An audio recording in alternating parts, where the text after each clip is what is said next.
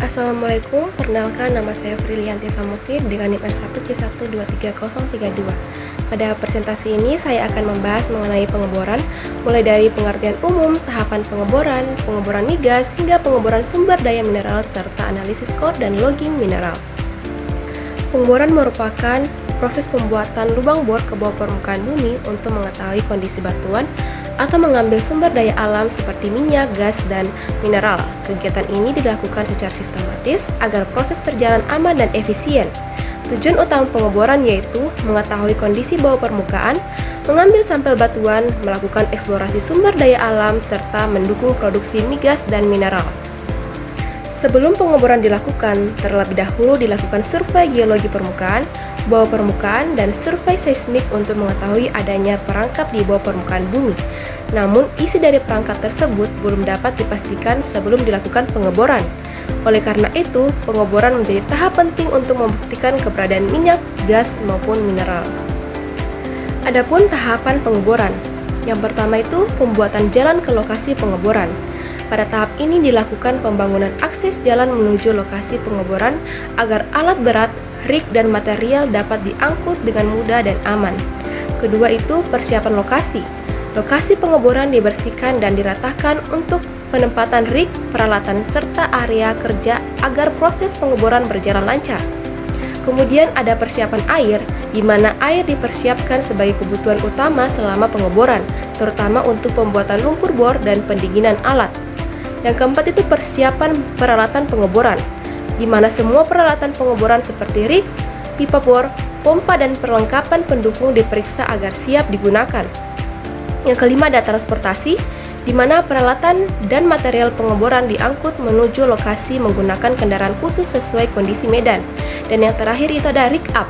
Rig up adalah proses pemasangan dan penyusunan rig pengeboran beserta seluruh peralatan pendukung sebelum operasi pengeboran dimulai. Adapun pengeboran migas, di mana pengeboran migas adalah kegiatan pengeboran yang dilakukan untuk mencari dan memproduksi minyak bumi serta gas alam dari bawah permukaan bumi. Tahapan pengeboran migas ini dimulai dengan persiapan lokasi seperti survei, pembangunan akses jalan, dan pemasangan rig pengeboran. Setelah itu dilakukan spudding, yaitu awal pengeboran ketika mata bor mulai menembus permukaan tanah untuk membuat lubang sumur. Pada tahap pengeboran formasi, proses pemboran dilakukan lebih dalam menggunakan drill bit dan lumpur pengeboran untuk mengangkat cutting batuan ke permukaan. Selanjutnya itu dipasang casing untuk menjaga dinding sumur agar tidak runtuh dan mencegah masuknya fluida dari formasi lain. Kemudian dilakukan cementing atau penyemanan untuk memperkuat casing dan mengisolasi zona tertentu. Setelah pengeboran selesai dilakukan, logging dan uji sumur untuk mengetahui karakteristik batuan dan kandungan minyak maupun gas. Selanjutnya dilakukan completion, yaitu pemasangan tubing dan alat produksi. Tahap terakhir adalah produksi, di mana minyak dan gas diangkut ke permukaan untuk dimanfaatkan. Selanjutnya saya akan membahas mengenai pengeboran sumber daya mineral. Pengeboran sumber daya mineral dilakukan untuk mengetahui kandungan dan penyebaran mineral di bawah permukaan bumi. Data hasil pemboran digunakan dalam eksplorasi tambang untuk menentukan potensi endapan biji. Adapun metode-metode yang digunakan dalam pengeboran sumber daya mineral ini, yang pertama ada metode diamond core drilling atau DD, di mana metode ini menggunakan mata bor berlian untuk mengambil inti batuan atau core secara utuh. Kelebihan metode ini yaitu data geologi lengkap, core recovery tinggi, dan cocok untuk eksplorasi detail. Namun kekurangannya itu biaya mahal dan proses pengeboran lebih lambat. Yang kedua itu ada metode rotary air blast atau RAB, di mana metode ini menggunakan udara bertekanan untuk membawa cutting batuan ke permukaan dan biasanya dipakai pada eksplorasi awal. Kelebihan metode ini yaitu cepat dan murah serta cocok pada daerah laterit. Namun kekurangannya sampel mudah terkontaminasi dan tidak menghasilkan core. Yang ketiga itu ada metode down the hole atau DTH, di mana metode ini memakai hammer di dasar lubang untuk menghancurkan batuan keras. Kelebihan metode ini yaitu efektif pada batuan keras dan memiliki laju pengeboran tinggi. Kekurangannya itu tidak menghasilkan inti batuan dan akurasinya lebih rendah.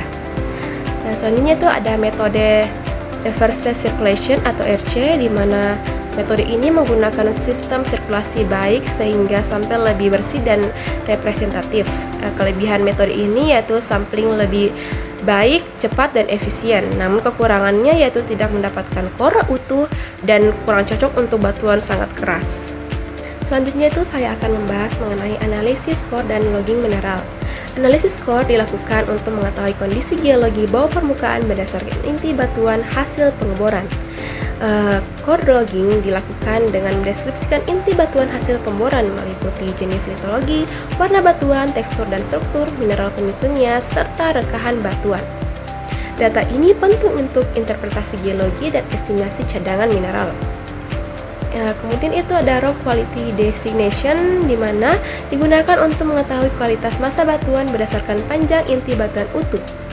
Selanjutnya ada analisis kadar biji, di mana sampel core dipotong dan diuji di laboratorium untuk mengetahui kandungan mineral ekonomis seperti emas, tembaga, dan nikel. Kemudian itu ada logging bawah permukaan, di mana logging dilakukan menggunakan alat khusus untuk mengukur sifat fisik batuan di dalam lubang bor, seperti gamma ray, resistivitas, dan density log. Data logging membantu menentukan zona mineralisasi dan kondisi bawah permukaan. Sekian presentasi saya mengenai pengeboran migas, pengeboran sumber daya mineral, serta analisis core dan logging mineral. Dari materi ini dapat diketahui bahwa kegiatan pengeboran memiliki tahapan dan metode yang berbeda sesuai tujuan eksplorasi maupun produksi. Semoga presentasi ini dapat menambah pemahaman mengenai proses pengeboran dalam bidang geologi dan pertambangan. Mungkin itu saja yang dapat saya sampaikan. Kurang dan lebihnya mohon dimaafkan. Terima kasih.